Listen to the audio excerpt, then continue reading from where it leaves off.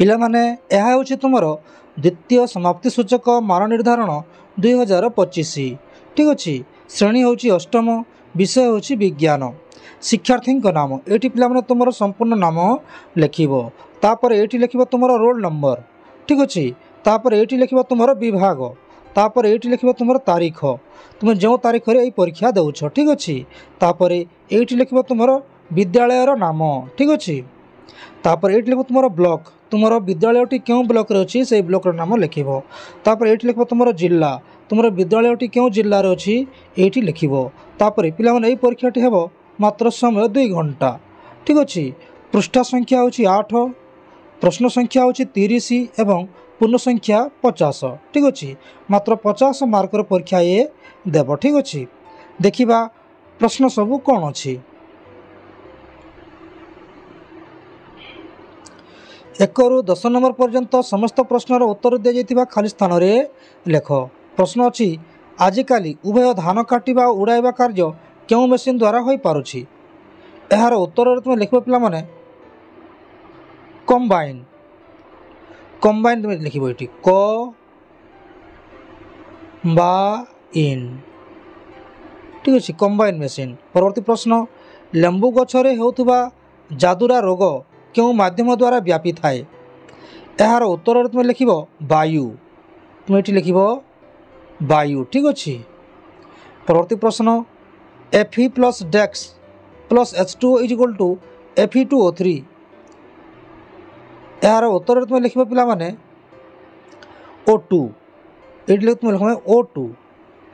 ଠିକ୍ ଅଛି। ଏହି ଉତ୍ତରରେ ମଧ୍ୟ O2 ଲେଖିବ। ପରବର୍ତ୍ତୀ ପ୍ରଶ୍ନ, ଅମ୍ଳଜାନ ଅନୁପସ୍ଥିତିରେ ପ୍ରକୃତିରେ ସଂଘଟିତ ହୋଇଥିବା କାର୍ବନାଇଜେସନକୁ କ'ଣ କୁହାଯାଏ? ଏହାର ଉତ୍ତରରେ ତୁମେ ଲେଖିବ ପିଲାମାନେ ପ୍ରାକୃତିକ ଅନ୍ତର୍ଧୂମ ପାତନ। ତୁମେ ଏଠି ଲେଖିବ ପ୍ରାକୃତିକ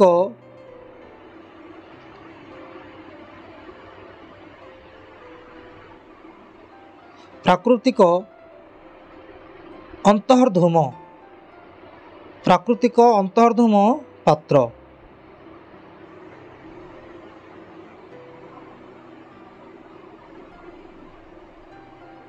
ଅନ୍ତର୍ଧୂମ।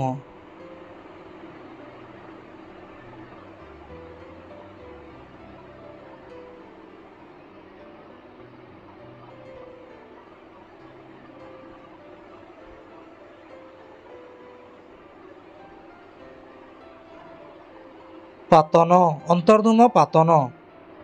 ଠିକ୍ ଅଛି। ପ୍ରାକୃତିକ ଅନ୍ତର୍ଧୂମ ପାତନ। ଠିକ୍ ଅଛି। ପରବର୍ତ୍ତୀ ପ୍ରଶ୍ନ ଦେଖିବା।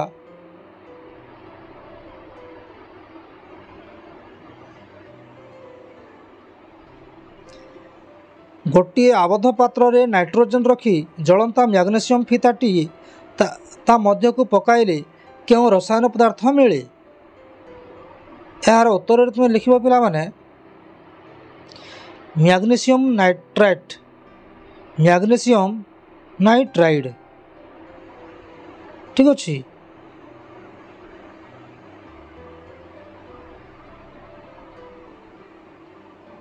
Magnesium nitride.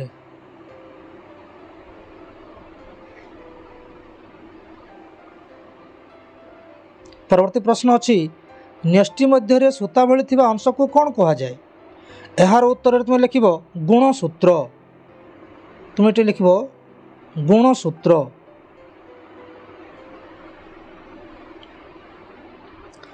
କିମ୍ବା ତୁମେ ଲେଖିପାର କ୍ରୋମୋଜୋମ୍। ଗୁଣସୂତ୍ର ନ ଲେଖି ଅନ୍ୟଟି ଲେଖିବା ତୁମେ କ୍ରୋମୋଜୋମ୍। ଠିକ୍ ଅଛି। ପରବର୍ତ୍ତୀ ପ୍ରଶ୍ନ ଦେଖିବା।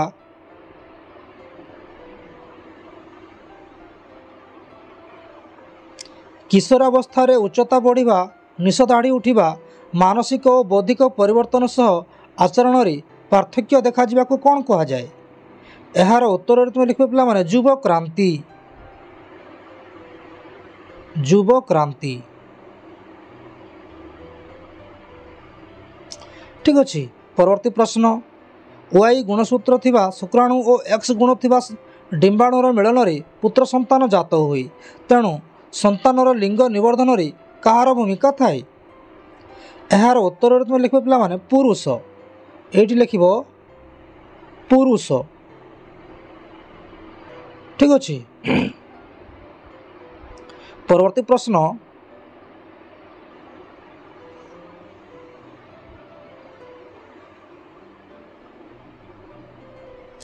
एलईडी बल्ब रे थिबा तार दुईटर नाम कौन एलईडी बल्ब रे थिबा तार दुईटर नाम कौन यार उत्तर तुम लिख पे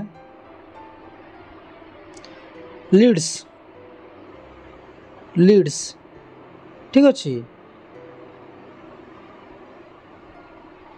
तापर परवर्ती प्रश्न 11 ରୁ 16 नंबर पर्यंत प्रश्न पर दि जाइथिबा संभाव्य उत्तर मध्यरु ठीक उत्तरटी ठीक चिन्ह दियो ठीक अच्छे।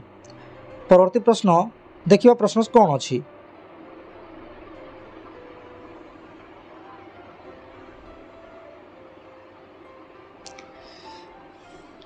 निम्नलिखित गैस मध्यरु केउटी ग्रीन हाउस गैस नुहे यार उत्तरटी होची पिला माने SO2 ख नंबर होची सठिक उत्तर ठीक अच्छे। परवर्ती प्रश्न निम्नलिखित मध्यरु केउटी सौरग्रह नुहे केउटी सौरग्रह नुहे यार सठिक उत्तरटी होची सिरियस क नंबर होची सठिक उत्तर।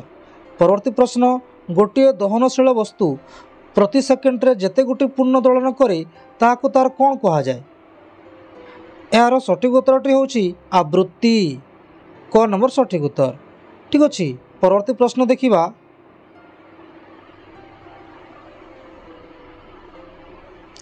उभय परिमाण और दिग थिबा राशि को कौन कहा जाए यार सठिक उत्तरटी होची सदिश अतएव एठारे ख नंबर होची सठिक उत्तर ठीक अच्छे।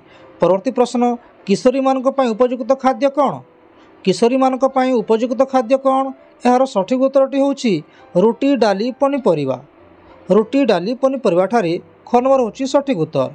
परवर्ती प्रश्न क्यों डाटा बुक रे विपदग्रस्त प्राणी मानकर नाम अच्छी क्यों डाटा बुक रे विपदग्रस्त प्राणी मानकर नाम अच्छी यार सठिक उत्तरटी होची रेड रेड अतः एठारे घ नंबर होची सठिक उत्तर ठीक अच्छे। परवर्ती प्रश्न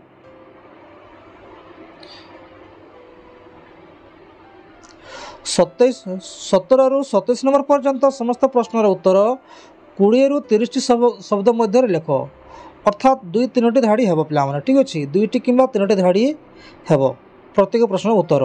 पीवीसी रो पूरा नाम लेख एगुड़िक क्यों श्रेणीभुक्त पे यार संपूर्ण उत्तर मुझे वीडियो स्क्रीन रे देछि तुम्हें लिखिनेब ठीक अच्छे। परवर्ती प्रश्न देखिबा अन्य खाद्य पदार्थ अपेक्षा जाम और स्क्वाश नष्ट न होई अधिक दिन पर्यंत कहीं रही थाए पे यार संपूर्ण सठिक उत्तरटी मुझे वीडियो स्क्रीन रे देछि तुम्हें लिखिनेब ठीक अच्छे। परवर्ती प्रश्न जमी रे रासायनिक सार बदल रे खत कहीं व्यवहार करवा पिलामाने यार सठिक उत्तरटी मुझे वीडियोर स्क्रीन रे देछि तुम्हें लिखिनेब ठीक अच्छे। परवर्ती प्रश्न देखिबा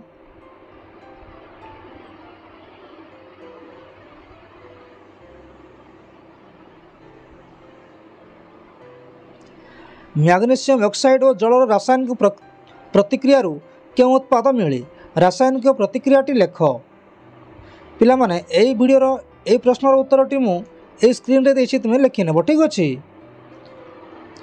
परवर्ती प्रश्न पेट्रोलियम शोधन मिलुथिबा 4टी उत्पादनर नाम कौन पिलामाने एई प्रश्नर उत्तरटी मुझे स्क्रीन रे देछि लिखिनेब ठीक अच्छे। परवर्ती प्रश्न टणा बलर 4टी उदाहरण दियो टणा बलर 4टी उदाहरण दियो पिलामाने एई प्रश्नर उत्तरटी मु स्क्रीन रे देछि लिखिनेब ठीक अच्छे।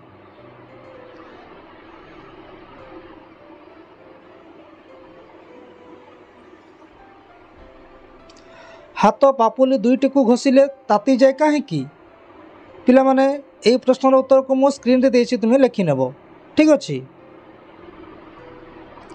परवर्ती प्रश्न गोटे भौर तार डेणा द्वारा 1 सेकेंड रे 300 थर कंपन करुथिला ତାହାର ଆବର୍ତ୍ତନ କାଳ ନିର୍ଣ୍ଣୟ କର। ପିଲାମାନେ ଏହାର ସମ୍ପୂର୍ଣ୍ଣ ଉତ୍ତରଟି ମୁଁ ସ୍କ୍ରିନ୍ରେ ଦେଇଛି, ତୁମେ ଲେଖିବ। ଠିକ୍ ଅଛି।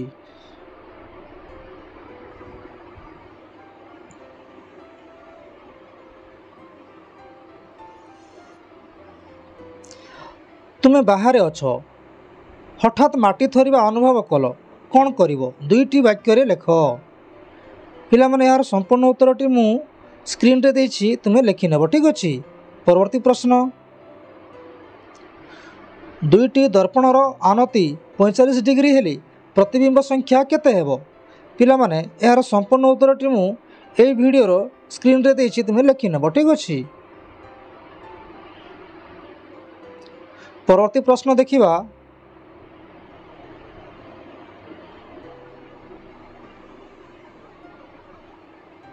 ମାର୍ବଲ କ୍ୟାନ୍ସର କ'ଣ? 2ଟି ବାକ୍ୟରେ ଲେଖ। ପିଲାମାନେ ଏହାର ସମ୍ପୂର୍ଣ୍ଣ ଉତ୍ତରଟି ମୁଁ ଏହି ସ୍କ୍ରିନ୍ରେ ଦେଇଛି, ଲେଖିନେବ।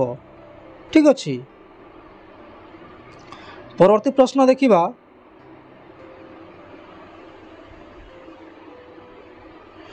28ରୁ 30 ନମ୍ବର ପର୍ଯ୍ୟନ୍ତ ସମସ୍ତ ପ୍ରଶ୍ନର ଉତ୍ତର ଲେଖ। ଠିକ୍ ଅଛି। ପ୍ରାଣୀକୋଷ ଓ ଉଦ୍ଭିଦ କୋଷର ନାମାଙ୍କିତ ଚିତ୍ର ଅଙ୍କନ କରି ତା'ର ବିଭିନ୍ନ ଅଂଶ ଚିହ୍ନାଅ। କିମ୍ବା ଅଛି ପିଲାମାନେ, ଯେକୌଣସି ଗୋଟିଏ କରିବ। ମାନବ ଚକ୍ଷୁର ଚିତ୍ର ଅଙ୍କନ କରି ତାହାର ବିଭିନ୍ନ ଅଂଶକୁ ଚିହ୍ନାଅ। ପିଲାମାନେ ଏହାର ସମ୍ପୂର୍ଣ୍ଣ ଉତ୍ତରଟି ମୁଁ ଏହି ଭିଡ଼ିଓର ସ୍କ୍ରିନ୍ରେ ଦେଇଛି, ତୁମେ ଲେଖିବ। ଠିକ୍ ଅଛି। ପରବର୍ତ୍ତୀ ପ୍ରଶ୍ନ ଦେଖିବା,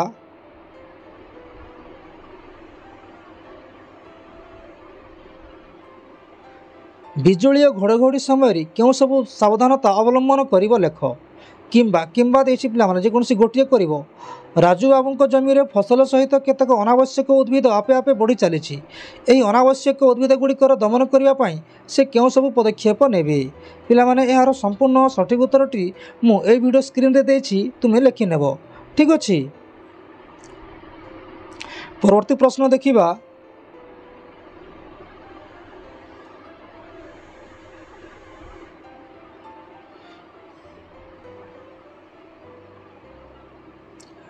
ଗ୍ଲୋବାଲ ୱାର୍ମିଂର କାରଣ କ'ଣ ହୋଇପାରେ?